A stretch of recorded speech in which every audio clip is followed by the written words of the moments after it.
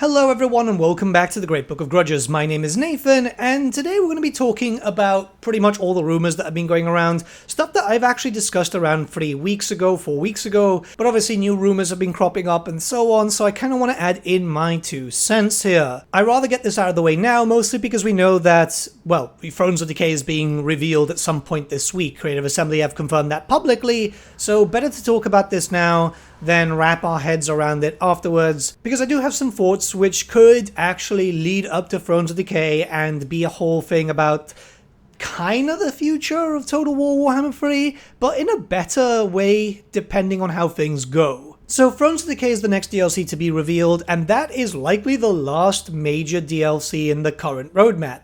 Mostly because we know that Creative Assembly have said that they want to make the DLC smaller, it seems. And yes, we're fully aware that a new DLC roadmap is going to come out after Thrones of Decay. We just don't know exactly when, but I imagine it'll be like a month or 2 afterwards because, yeah, it just kind of makes sense. But everything after that is pretty much up in the air. There have been rumors that race packs are coming, race packs aren't coming, Lord packs are going to be smaller in general sense, there's not going to be anything massive anymore, and maybe this is the lifeline to Total War Warhammer 3. And in some cases, I kind of believe it. I do think that Warhammer 3 is currently in trouble. That's very obvious because, well, you know, there's been 2 massive rounds of layoffs. One is currently ongoing. And there's been talk that Shadows of Change, the previous DLC, which kind of launched a lot of this drama, while it has sold better since its 2.0 update, you know, all the new units, the new characters, all that type of stuff, it still hasn't sold to the style that Creative Assembly, or better yet said, Sega wanted. If you guys recall, I said something along the lines of bringing players back, and someone actually commented saying, well, yeah, there's still a lot of players for Total War Warhammer 3, and bringing players back in some cases doesn't actually mean bringing the same people back that are currently playing, but rather the people aren't buying. So I would say that the theory that Thrones of Decay as a DLC is a big deciding factor as to what type of support Warhammer 3 will get in the coming years. I imagine that CA's internal roadmap has been kinda shifted around. This is why I honestly think that we're not going to be getting the Slaanesh DLC after Thrones of Decay, and I've been echoing this sentiment for a number of months now. That thought itself was validated when that blog stated, yeah, you know, DLCs were too big, we're going to make them a little bit smaller, all that type of stuff. But I do genuinely believe that the original plan was to always have DLC launching until 2027. That would be more or less the original time where Total War Warhammer 40k would come. We'll talk about that a little bit later in the video. I know some people say it's not going to work. It's not about that. It could be literally My Little Pony Total War. But we do have to talk about the possibility of DLC being squatted in favor of pushing devs into a new game. But going back to Thrones of Decay, I imagine that CA and Sega staff, likely also some Games Workshop people too, are looking at what the potential is for this new format of DLC, you know, the price cuts and so on, and going, well, if this sells, we can keep actually promoting this, we can keep making money, so it's still worth putting some dev time into it. But if this doesn't sell, well, then we have to look towards the eventual death of this game.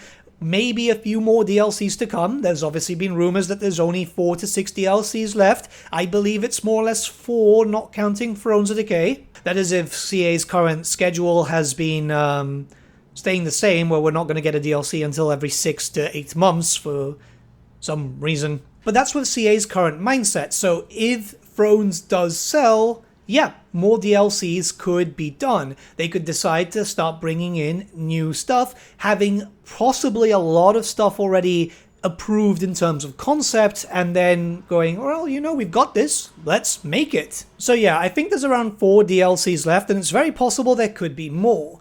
But right now, given how things have been going, yeah, maybe the Monkey King next. They've been pretty much hinting for the Monkey King. We've talked about this a lot, but it's pretty much likely going to be like a mini race pack, you know, something like the Nanman was for 3 Kingdoms, introducing a bunch of units that can be used with the normal Cathayans too, but the grand majority of them are going to be with the Monkey King, a different playstyle, something to, you know, show the massive size of Grand Cathay, even though it doesn't really look so massive in the Immortal Empires map. Here, I'd also expect Li Dao just to add in another Cathayan character, because it does look like CA and Sega want to go into as much of the China market as possible. We know this actually from a financial report from Sega Sammy, where they've been wanting to divert into China as much as possible, which is kind of funny, because they really fumbled hard with Three Kingdoms, didn't they?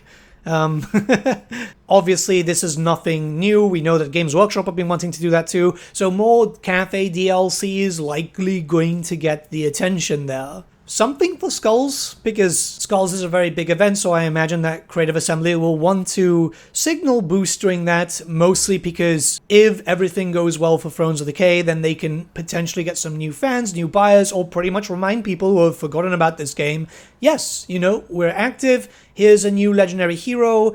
Though I will say one thing, if anyone from Creative Assembly is listening, and I know that you guys are, it would be great if you decided, hey, instead of a legendary hero, let's do a legendary lord for Skulls. Just do a Skull Taker, give a Khorne Lord out there, because it would be kind of nice. We don't know exactly when a Khorne DLC is going to happen, but Skull Taker is kind of iconic, and he fits more of a FLC legendary lord rather than a, well, paid one, you know, it just kind of makes sense. As far as my knowledge goes, I remember asking a dev during the Warhammer 2 lifespan, as far as it goes, the Skulls event kind of counts like a DLC slot. So yeah, this is where Skulls could be better. I mean, it's good now. It wasn't too good when it came to just adding in a new unit, which should have always been in their respective DLCs. That was Warhammer 1 or 2. But Warhammer 3 added in Harry the Hammer. It would be great if they kind of expanded upon that and just gave us a legendary lord. I imagine that the Dogs of War is still a thing, mostly because the Dogs of War stuff was data mined during Shadows of Change. A lot of people think that Creative Assembly put that there by accident, but I honestly think that it was put there to, you know, go, hey, I know this is bad right now, but look what might be coming in the future. It just kind of makes sense. If the basic database files exist, it's likely that a lot more stuff exists in some sort of external, well, internal build for them. Whether or not this becomes an actual playable race pack or some sort of mercenary mechanic, well, we're going to have to wait and see for that, but yeah, I mean, I could potentially see that happening. It actually makes sense to do a Dogs of War race, mostly because Dogs of War are one of the last remaining army books, right? Yeah, sure, 5th edition and so on, but it's still an army book. And then lastly, I, like everyone else, am expecting a End Times DLC. This would be the granddaddy of all DLCs, the largest that we've ever seen, even larger than, say, Champions of Chaos. Here we'd see, you know, Nagash, probably Scar-Blood Wrath, the Putrid Blight Kings, Thankwall, Vermin Lords, Storm Fiends, just going completely ham for the last hurrah of Total War Warhammer 3. While the End Times is a setting that a lot of people don't like for very obvious reasons, it makes sense to make it as a DLC, because here you have the opportunity to stop the End Times, and let's be very honest, the End Time stuff is actually pretty cool in terms of units, not story. Wrathmongers, Skull Takers, right, the Glock King, all these massive amounts of larger-than-life models that we only really got to play with for a few short months before they decided to blow up the world. Well, they decided to blow up the world prior to that, hence the End Times, but you get what I mean. Now, clearly, that is all going around the rumors, and I, as a Warhammer Fantasy fan, think that's not enough. Sure, I know some people would say, well, this game has been getting a lot of support for a lot of time now, but keep in mind that the first 2 years were abysmal for Warhammer 3. We barely had any content drops, mostly because the game released like absolute garbage. Let's be very honest there. Like, Warhammer 3's launch was abysmal. Then things started getting really good, you know, we had a 6-month break, which was pretty sad, but yeah, Immortal Empires, Champions of Chaos, the Chaos Dwarfs shortly after, that was really good too. So we had 2 great DLCs, then a period of silence, and boom, Shadows of Change kind of broke that. Warhammer 3, by the time of recording this video, has not received the support that Warhammer 1 and Warhammer 2 got.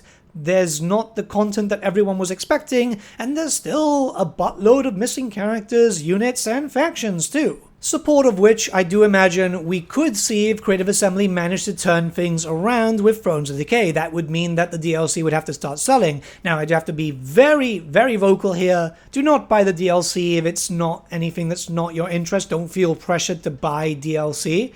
If everything is working as intended, sure, but wait and see how everything goes. wait for eventual content drops, wait for the reviews if you so wish. Creative Assembly did buy a lot of favor when it came to the price changes, you know, the whole thing that you can buy one of the factions and you don't have to buy everything else, but yeah, it's still one of those things. It might look good, but wait to see if it actually is good, because at the end of the day, we don't want another repeat of the situation prior. But if things go well, I do imagine that that support will be expanded, like I've said, but I don't imagine that we will see stuff like Int, Koresh, and Nippon anymore. As much as I had the hopium for it, I have to be kind of realistic. Race packs apparently take a while to make, and maybe it's just not viable at the moment. Obviously, stuff like fan outcry and so on could potentially change that, especially with more DLC. Again, kind of tying back to what I said about sales. But it's a massive shame considering that we have both land masses. We could see them potentially opened up and just,